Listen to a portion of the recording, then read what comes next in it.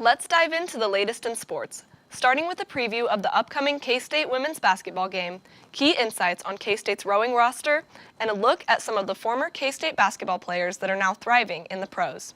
Hanna Whetstone joins us from our Sports Center with the latest. Hanna? Thanks, Meredith. K-State women's basketball will see action in the Big 12 Conference Tournament today with tip-off just 15 minutes away. Adrian Holguin is set to cover the game with Wildcat 91.9 FM. He joins us from Kansas City with a preview into the Wildcats matchup.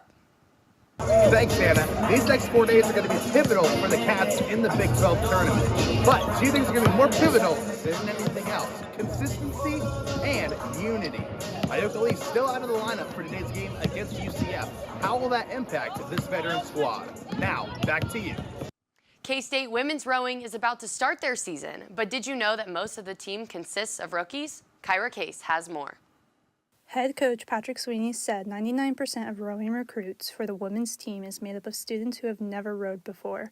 Despite their inexperience, the team works hard to compete at the D1 level.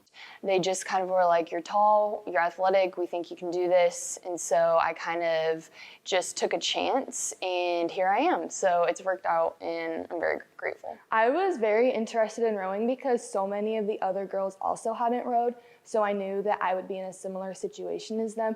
And I thought it was a really cool opportunity to get to be an athlete at the D1 level. To build up strength for this season, not only do they need to fight their inexperience, but also the elements. Well, we get frozen off come November through to now, March, is normally what happens. That's why we can get them very strong on land training. The other one is normally in the spring it's windy, and that's the second thing. It's a great piece of water when it's not blowing because it's a large expanse of water, but the trouble is being open. It blows. We're not necessarily trying to set the world on fire and be world champions. What we want to do is be very competitive with the best programs in the country. If we beat them, it's a plus. If we don't, it's like we want to be close. In Manhattan, Kyra Case, Channel 8 News. K-State rowing starts up their season with their first invitational this Saturday in Oklahoma City. Even with the NFL season in the books, former Wildcats are still shining in the pros. Naquan Tomlin debuted for the Cleveland Cavaliers last week and recorded 10 points across his first 3 games, including a high of 7 minutes with 5 points and 3 rebounds against the New York Knicks.